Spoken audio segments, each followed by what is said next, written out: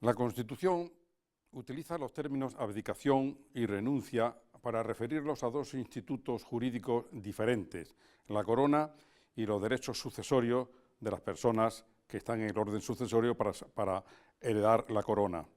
Dicho de otra forma, al parecer, y según la doctrina mayoritaria, el rey, cuando desiste de seguir siéndolo, no renuncia, sino que abdica. En cambio, cualquier persona perteneciente al orden sucesorio, si desiste de su derecho, no abdica, sino que renuncia. También yo he sostenido esta precisión terminológica, pero creo que es necesario a su vez una segunda precisión. Recordemos que Amadeo I de Saboya, cuando desistió de la corona de España, le entregó al presidente de gobierno, Ruiz Zorrilla, una carta en la que expresaba su renuncia por sí y por sus descendientes a la corona de España. Es decir, lo que llamamos abdicación, él lo denominó renuncia.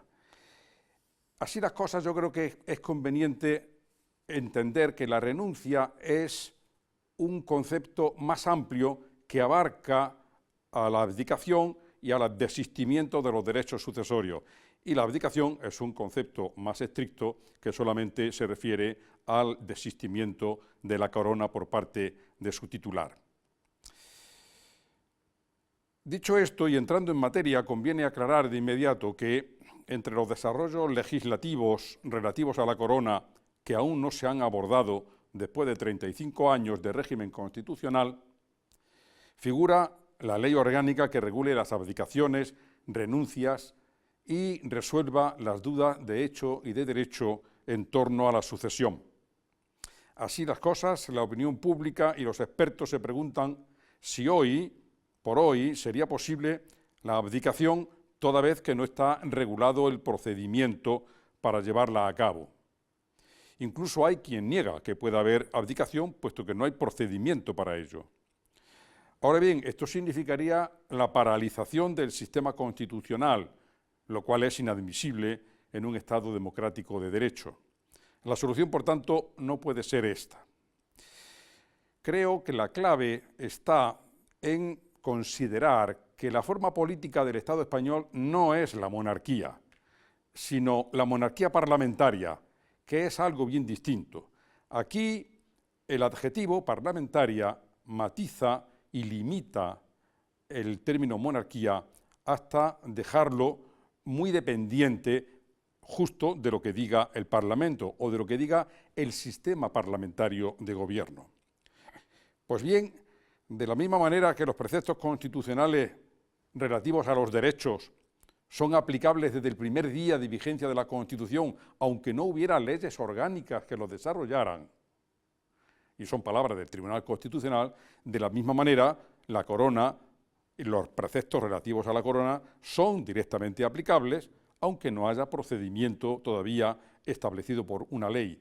Entonces, el procedimiento hay que deducirlo de los principios generales de la Constitución y de los principios que regulan o que informan la monarquía parlamentaria española. El primero y el más importante de ellos es el de, ya dicho, que no puede paralizarse la institución de la corona, que significaría una parálisis de la institución del Estado. El carácter parlamentario de la monarquía constitucional española es de donde se deben extraer la orientación para suplir la laguna jurídica existente en orden a ese procedimiento. La doctrina, por lo general, califica la abdicación del rey como un acto personalísimo de éste, lo cual es solo una verdad a medias. Es verdad en el sentido de que es el propio rey el que abdica, sin que nadie pueda suplir su voluntad, pero no es cierto en todo lo demás. La intervención del rey en su propia abdicación empieza y termina en su insustituible iniciativa. Si el rey no quiere abdicar, no hay abdicación, aunque también puede haber sugerencias y presiones para intentar persuadirlo si se entiende que es conveniente la abdicación, pero aún así, si el rey no cede y no desiste de la corona, no hay abdicación.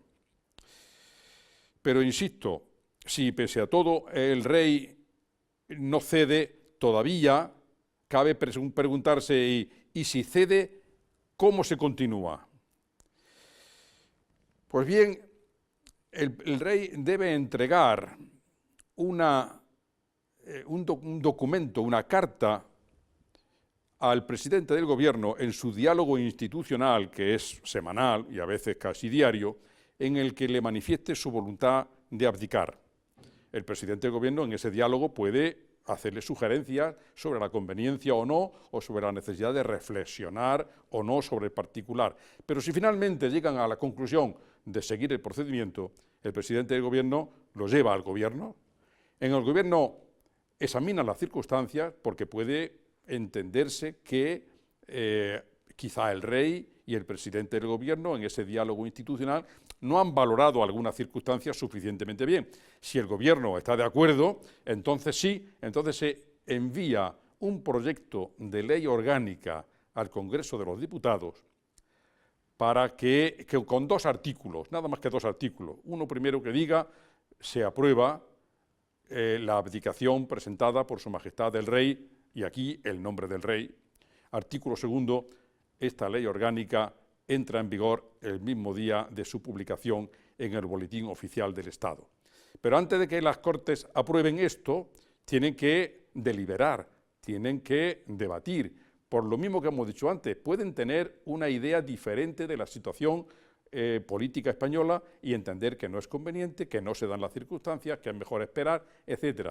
Si finalmente, como el gobierno tiene mayoría y ya ha hecho saber cuál es su posición, esa mayoría parlamentaria termina imponiéndose, pues aprobará ese proyecto de ley orgánica por mayoría absoluta y se envía al Congreso de los Diputados, en el que se reproduce el mismo esquema de procedimiento y se aprueba también, en este caso, por mayoría simple. Finalmente, se envía al Boletín Oficial del Estado en los términos que ya he dicho anteriormente.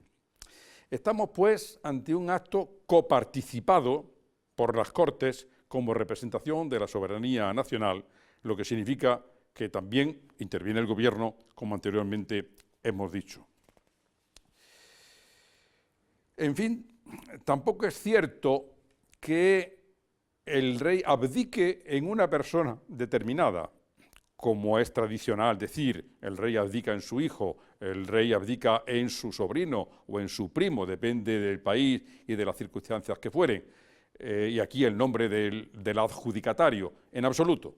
En la Constitución española, como corresponde a una monarquía parlamentaria y a una democracia representativa, el orden sucesorio está establecido en la propia Constitución, de tal manera que el rey se limita a abdicar, esto es, a desistir del ejercicio de su cargo y de la titularidad del mismo, y es el orden sucesorio constitucionalmente establecido el que designa, y ya lo tiene designado de antemano, la persona en la que recae la titularidad, recaimiento que además es inmediato. Después tendrá lugar, si acaso, el juramento del rey como jefe de Estado, como tal rey, pero el sucesor pasa a ser rey inmediatamente después de que entra en vigor la ley en que se ha aprobado la abdicación del rey. Y pasamos entonces a la otra parte de esta charla, que es el de la institución de la renuncia a los derechos sucesorios por parte de quienes los tengan. En este sentido, entendemos que frente a la dicción habitual y literal, habitual en la doctrina y literal en la propia Constitución, de hablar de derechos sucesorios en plural y de personas con derecho a la sucesión, como dice el artículo 57.4, y etcétera, dando a entender entonces que son muchas las personas que tienen derechos sucesorios, yo entiendo que derecho sucesorio realmente lo tiene una sola persona, que es el príncipe heredero o princesa heredera. Los demás solamente tienen expectativas de derecho, porque no es lo mismo la expectativa que el derecho. Mientras hay una persona que tiene derecho preferente, el siguiente, no digamos ya el que haga octavo lugar o décimo lugar, no tiene propiamente un derecho, mientras no se dé la circunstancia de que quienes le preceden hayan decaído. Por lo tanto, los demás solamente tienen expectativas de derecho. En esto la Constitución no es terminológicamente correcta. Bien, entiéndase de una manera o entiéndase de otra, tanto el príncipe o princesa heredera que tiene derecho, como los demás que tienen solamente expectativa de derecho, pueden renunciar a ese derecho o a esa expectativa. Y para eso se sigue un procedimiento similar. Tampoco está regulado, son tantas las lagunas que hay en el título segundo de la Constitución que esta es una más, tampoco está regulado el procedimiento de hacerlo. Pero también se deduce de la naturaleza parlamentaria de nuestra monarquía. A saber, a todo lo anterior que hemos dicho de la abdicación del rey, podría anticiparse un paso previo, que es el de que o bien el príncipe heredero o el situado en cuarto u octavo lugar se dirige al rey, del que depende de una manera estricta, del rey abajo ninguno dentro de la casa o dentro del orden sucesorio, se dirige al rey para notificarle que ha decidido renunciar a su derecho o a su expectativa de derecho. Y en ese diálogo del sujeto correspondiente con el rey puede salir, por ejemplo, el desistimiento de presentar esa renuncia o continuar más adelante. A partir de que se decide continuar, ya se sigue el procedimiento que hemos dicho anteriormente para la abdicación. El rey habla con el presidente del gobierno, etcétera, etcétera, etcétera, hasta llegar a las Cortes que tienen que aprobar la renuncia también por ley orgánica.